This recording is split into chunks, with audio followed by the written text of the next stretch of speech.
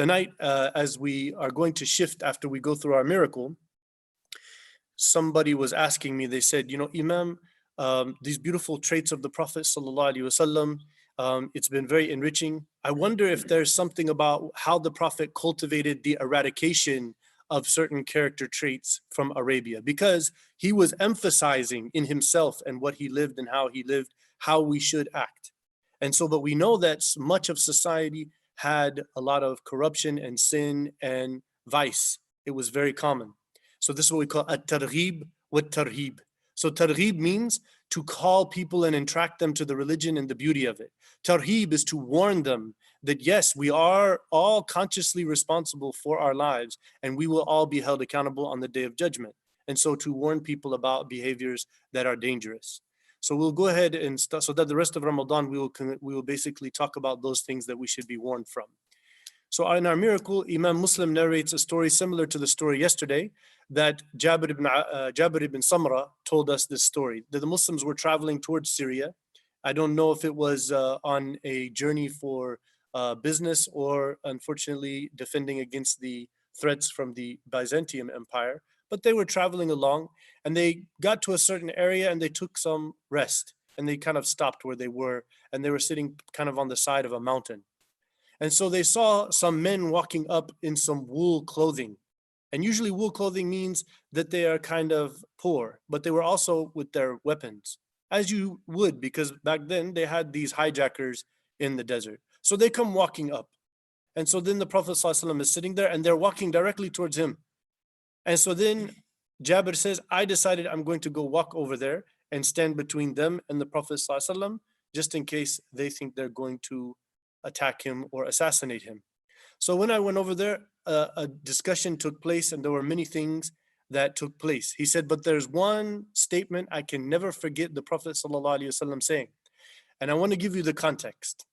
That at this time, the Muslims had not established stability. At this time, in the commentary of this hadith, Muslims do not have an authority over Arabia. They are not this strong, powerful force, this dominating political entity. And so the Prophet ﷺ, when he was talking with these people, he said, my companions will fight battles and become the dominant religious body in Arabia, that all of Arabia will be known for Islam. And then he said, then they will fight in Yemen, and then Yemen will become known as a place of Islam. Then they will fight in Persia, and they will go into Iraq and what is now Iran, and they will establish Islam as the dominant religion there. And then they will go into Rome, and they will go and dominate Rome. Now, somebody might be saying, well, they never went to Rome. Well, some of the scholars, the word Rome is actually the description of the empire of the white European people. So that's why they looked at Rum. Those are the people from Rum, right? And so back then, in the time of the Prophet ﷺ, the Constantinople was the capital of the Eastern Roman Byzantium Empire. And so for those of you that don't know, Constantinople is now known as Istanbul. It is the capital of Turkey. And so obviously the Muslims conquered Rome as it was back then. Now, that all sounded like a strange fantasy. For example, saying like, the Mexicans are going to take over America and Europe. It would be a very, very hard stretch. And so now somebody might say, well, why the taking over? Why the battles? It still sounds harsh. See, we're raised to believe in the modern world that everybody has always been living in peace, and there's always been a UN, there's always been borders and a respected sovereign nations, and these concepts. All these concepts started after World War II. Pre-World War II, the world has always been, for many, many centuries and millennia, a perpetual state of war. The world was in a perpetual state of war. And what did that mean? That meant that you have an empire, and the empire looks for its glory. And where is its glory? Each empire has a religion. And so those people with their religion and their glory and their emperor and their empire, they do want to do what? Be a small little introverted? No, they want to grow and expand, and they want to show their might, right? So in the time of the Prophet ﷺ, he has to fight battles in order to open the doors for people to know what Islam is. The point of the battle is not to convert or submit or subdue people. The point of the battle is to give the freedom of religion to a world that did not understand that concept. So there was obviously no forcing of religion ever in the history of Islam. and Muslims did fulfill this prophecy as the Prophet ﷺ prophesied it. So our character trait that we're going to talk about today, actually we have a couple of them and they're directly related. One is called al-ibtida'.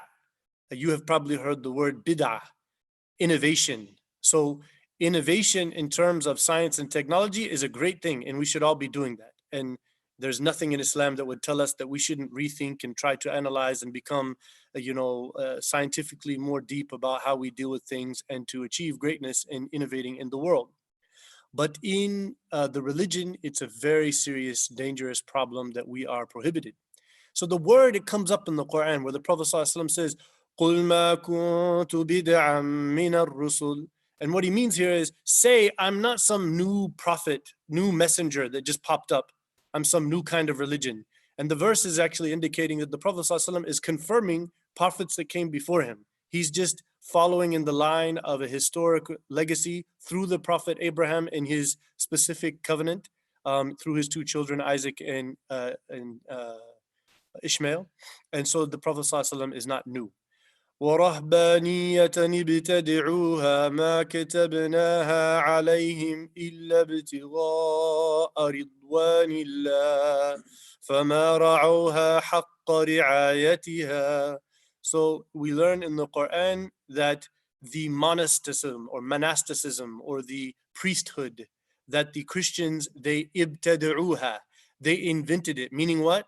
Jesus, God, Moses, prophethood, revelation, this idea of becoming a priest, meaning to reject all marriage and this and live in a special place and remember God all day and not have a job and a family, these concepts were not taught by prophethood.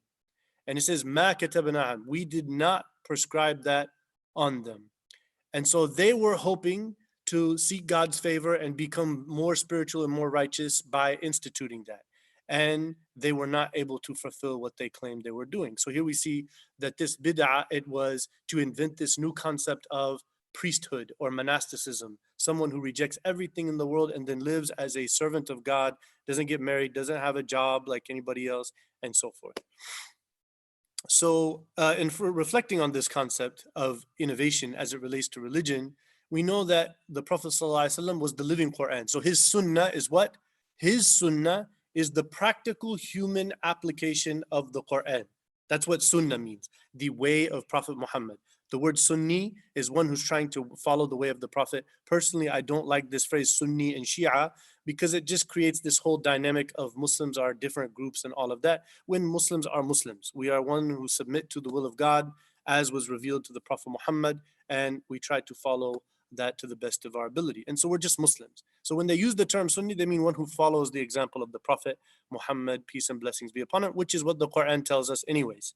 And so the hadith that is known as mutawatir, that comes up in many ways, many companions narrated it. It comes up in different wordings. It says, "Man ahdatha shay'an fi amrina hadha ma laysa minhu furad." Another one says, "Man amila amalan laysa alayhi amruna fahuwa rad." And there's other variations of it.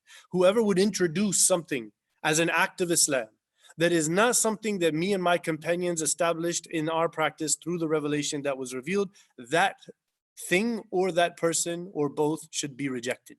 Meaning you can't just institute some new policy about religion. And perhaps the most controversial example of people debating over is that what that is the whole celebration of the birthday of the Prophet ﷺ. So you have a large body of historical scholars that felt like the Ummah, the nation of the believers, became weak in their practice. And in the 4th century, the Fatimiyya group, those people, they instituted this new thing 4 centuries after the Prophet called the birthday of and they had the birthday of all the Imams and other prophets, and they did all of that kind of stuff. And so this was a celebration, and it became pretty much like an Eid. And if we're honest with ourselves and we look in the Muslim world and how people look at it, it's pretty much an Eid. You know, it's pretty much a holiday on the calendar that everybody does. So there are other scholars that said, no, we love the Prophet. We should follow him. We should read his biography. We should remember on that, around that time, maybe do a khutbah about his biography or some series. But we don't set off that day and say, okay, this is what we're going to do, because they're saying this is an innovation.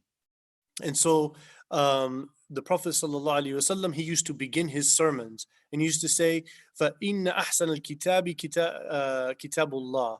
فإن أحسن الحديث كتاب الله وخير الهدي هدي محمد صلى الله عليه وسلم وشر الأمور محدثاتها وكل محدثة بدعة وكل بدعة ضلالة وكل ضلالة في النار. So he used to begin out by saying, the best of all speech is the book of God. And the best example to live by is the example of Muhammad, peace and blessings be upon him.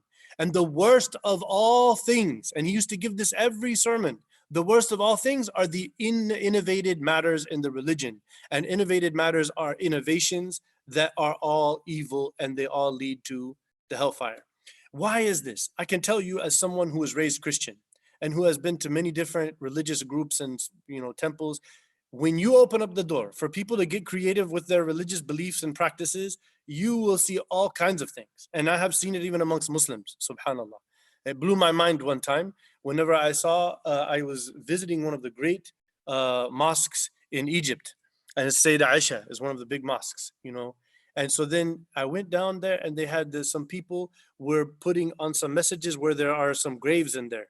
And they were putting messages and they were putting it in the cracks. And I said, what are all these pieces of papers? And we're putting prayers on here. And then hopefully the barakah of this place. And there's no basis for this. Is not Islam. This is some whole nother idea that became cultural. People started, bearded guy did it. And oh, he's bearded guy. MashaAllah, let's follow him. He knows the religion.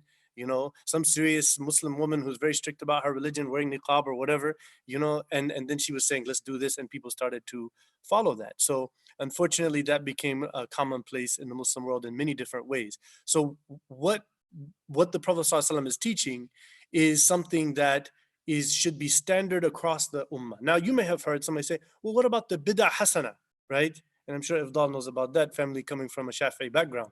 And so Imam Shafi'i, he wasn't talking about what is the kind of attitude people have. He was talking about, for example, when the Mus'haf was established. So we know when the Prophet ﷺ died, there was no Mus'haf. There wasn't one of these. There was just some leather and some skins, and some bark with some bones with Quran written. And everybody had, some of them had their whole Quran. The whole Quran was completely written, but it wasn't like there was an official bound copy of the Quran. And it wasn't like that was the main source of learning the Quran. The main source of learning the Quran was actually by hearing it and memorizing it. That's how most everybody, they were an illiterate nation of people. And then they wrote down, some people would learn it by reading from this and here and there, but they didn't see that as the reference point. So in the time of Abu Bakr and in the time of Umar and Uthman, they all agreed that we need an official copy that is standardized and that everybody agrees that's how it's written, that's how it looks, and we should never doubt about it again. And so that was an innovation. It wasn't an innovation. The Quran is called a book, and it was written down in the time of the Prophet by his command, and the whole thing was written. All they did was put all that together and organize the effort. That's all they did. It's there. So I don't see that as an innovation. Similarly, the Prophet ﷺ, whenever he was leading the Taraweeh prayers for 3 days, we know on the 4th day he did not come to the mosque to pray Taraweeh prayers.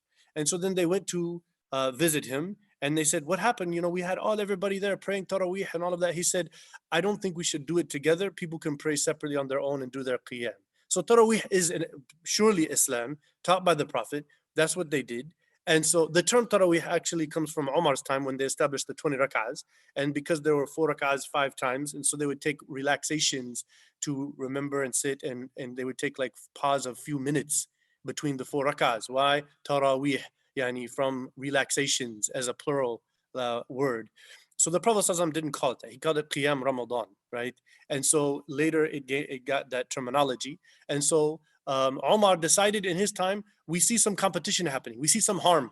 Some people are competing about my imam and your imam and this and that, and we're praying with them, and I'm going to this guy's house. We're going to go in this corner of the mosque and that. So he said, guys, look, I'm reinstituting the Taraweeh, and I'm emphasizing that the Prophet said it is not an obligation. Nobody should see it as an obligation. And so now, so he used the phrase, ni'm al-bid'ah, that he saw everybody praying together. He said, what a great innovation.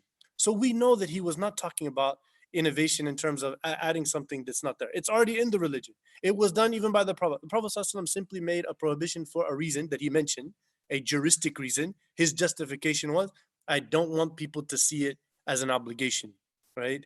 And so that is what Umar emphasized, that it is not an obligation.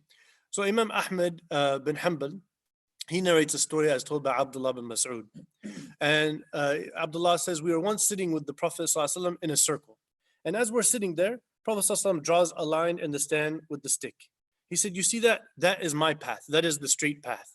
Then he took the stick and drew some lines away from it, adjacent, going away from each side of the line. He said, these are the paths of deviations, and the devils are on those paths calling you to it.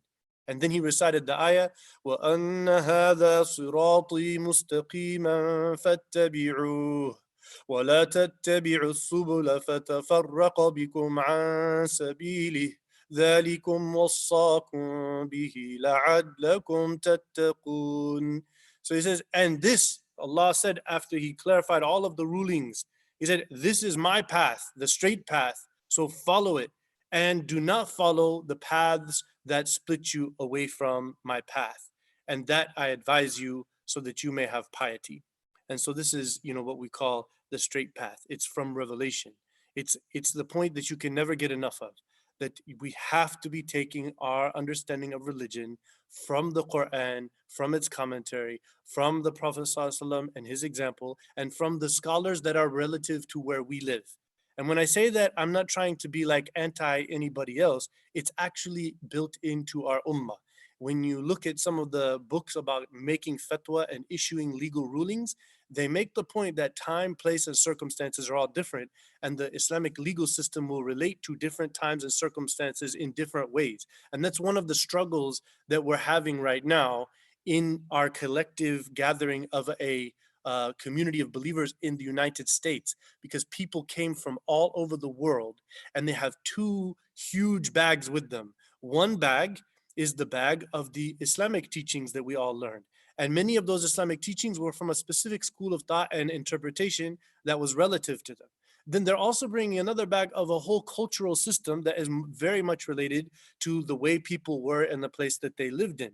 And so now people are all coming together, and then they're all being confused by all of this. So ideally, what you would do is, over generations, you would mainline an Islamic identity that is rooted an understanding of the Islamic teachings that is rooted where you're at, and the scholars who come up from here, they will be able to address the circumstances, the situation, and help relate things to the people so that everybody can have cohesiveness, just as other people did in other places. For sure, Islam didn't just set off the way it is in every place that's not Arabia when it got there. At first, there was the same conflict. And so it's important for us to go back to the scholarship to understand that dynamic. So now we're going to talk a little bit about following the desires. Ittiba al-hawa, following desires. So the Quran has in many, many places, وَلَا تَتَّبِعْ أَهْوَاءَهُمْ. What does that mean? That Allah is telling the Prophet directly, do not you follow their desires. Now somebody might be saying, well, he's the Prophet. Why would Allah tell him that? Of course he's not going to follow their desires. Well, we're going to see in a hadith how the Prophet ﷺ, we saw it in Abasa wa Tawalla. He has these ideas about what might be the best way, but he's not God. He doesn't have divine knowledge. He's not, the eternal omniscient one. He is the Prophet who's been blessed with guidance, whose character is immaculate. So Allah is reminding him, you got to be careful before these people mislead you, before these people cause some confusion in your path. And so the Quran warns us about those who follow their desires. It says, أَفَرَأَيْتَ مَنِ اتَّخَذَ إِلَهَهُ هَوَاهُ وَأَضَلَّهُ اللَّهُ عَلَىٰ عِلْمٍ. And so it says, did you see the one who took their desire as their own God? And so because of this, God has misled them because of knowing that they have chosen this path. So it sounds like it's the other way around, but no, they chose to follow their desires. And so then he let them do that and open that. And so now it seems their desires is the standard of life. And so you cannot guide that person because they are astray by their own choice. In the hadith we're going to talk about on this is narrated by Ibn Majah. Ibn Majah tells us the story as related by Khabab ibn Arat. He said, I was sitting with the Messenger of God. I was sitting with him and Bilal, Suhaib, and Ammar ibn Yasir. And one of these noble characters named Al-Aqra' ibn Habis, he walked up as he was visiting Mecca from Tamim. So he comes to the Prophet ﷺ. He said, I'd like to speak with you. And he told him, could you come with me? So the Prophet ﷺ said, no problem. He went with him. So Al-Aqra' then explains to him, he says, look, I would like to bring some others that I know from our tribe, and we'd like to sit with you and learn about Islam, but we cannot be seen with these poor people like you have in front of you here. And so the Prophet ﷺ looking at him and he says, you have to understand, we just need a way to organize so you can talk to people who are like us. And you know how the Arab are. And that's what he says in the hadith. And so then the Prophet ﷺ said, okay, if this is in his mind, Prophet ﷺ is thinking, if these people will be guided, then they will learn about that there's no class system in Allah's will and his message. So he agrees that we'll go ahead and do this. And so he brings Ali ibn Abi Talib, who was able to write. He says, Ali, I need you to write a deal, a contract between me and Al-Aqra here. And we're going to meet with him, for a specific time in a circle and have discussions with these Arabs. And so while Ali was about to start writing, the angel Gabriel comes down to the Prophet ﷺ, and he starts to remind him of Surah Al-An'am. ولا تطرد الذين يدعون ربهم بالغداة والعشي يريدون وجهه ما عليك من حسابهم من شيء وما من حسابك عليهم من شيء فتطردهم فتكون من الظالمين. So this verse is basically telling the Prophet ﷺ directly, because it's used similarly in the singular masculine command pronoun. Okay, do not push away those people who are spiritually engaged, worshiping their Lord day and night, seeking his favor and his contentment. You are not responsible for these noble characters' guidance, and they are not to get involved in your business as a prophet. If you mislead, if you push away these people that are with you, then you will become an oppressor. So then Angel Gabriel said, Al-Aqra here and his group, they are a problem. And then he recited the next verse. It comes right down after this. وَكَذَلِكَ فَتَنَّا بَعْضَهُمْ بِبَعْضٍ لِيَقُولُوا أَهَؤُلَاءِ مَنَّ اللَّهُ عَلَيْهِمْ مِنْ بَيْنِنَا أَلَيْسَ اللَّهُ بِأَعْلَمَ بِالشَّاكِرِينَ. So it says, and like that, we have tested people so that one people will say, but we are the nobles. And why are these poor people being chosen over us? Why are these poor people giving preference over us? And then it says at the end, isn't Allah the best of those who give thanks? He is the most knowledgeable of those who give thanks. So then after that, Allah revealed the ayah from Surah Al-Kahf. And this is, so some scholars said these first two ayahs were already there from Surah Al-An'am, but the Prophet was not keeping it in his mind. He wasn't following it like he should. He was following his desires that were telling him, oh, well, these nobles, if they all become Muslim, this will make it easier for everyone. And then later they'll learn that we don't, treat poor and rich in some sort of class system. So they're saying that because An'am came down at one time, and this is not it. And so then at this time, they're all in agreement. Allah revealed the new verse, which is from Surah Al-Kahf. واصبر نفسك مع الذين يدعون ربهم بالغداة والعشي يريدون وجهه ولا تعد عيناك عنهم تريد زينة الحياة الدنيا ولا تطع من أغفلنا قلبه عن ذكرنا واتبع هواه وكان أمره فرطا. So here Allah is telling the Prophet ﷺ, stay patient, be patient with those who you see with you calling upon their Lord day and night, seeking his contentment, seeking his favor. And do not turn away from them, seeking the worldly characters of Al-Aqra and all of these rich people to embrace Islam. And then you follow someone who clearly their hearts do not see. أَغْفَلْنَا قَلْبَهُ عَنْ ذِكْرِنَا. And part of the dhikr is to respect the poor and not to see them as lesser than you, to see them as people who have a different situation in terms of Allah's blessing on them and his test. And so وَاتَّبَعَ هَوَى, and they're following their desires and their situation is lost. And so we see how the Prophet ﷺ was being told by Allah in the Quran to come back, to follow the Quran, and to not allow his desire of these people becoming Muslim to get in the way of the fact that Bilal and Suhaib and Ammar and Khabbab are of the greatest of people known to humanity, much less Al-Aqra in that situation there just because he's powerful and rich as among the nobles. So Allah was reprimanding the Prophet sallallahu alaihi wasallam, and that is a beautiful lesson that we all learned, that the best of us was learning from the Quran. And we see from Surah An'am that even the Quran was there and he didn't have it fresh right on him, so he needed to be reminded of it. And now if we're thinking the Prophet needed to be reminded of the Quran to follow it, now he's the Prophet. How about you and I?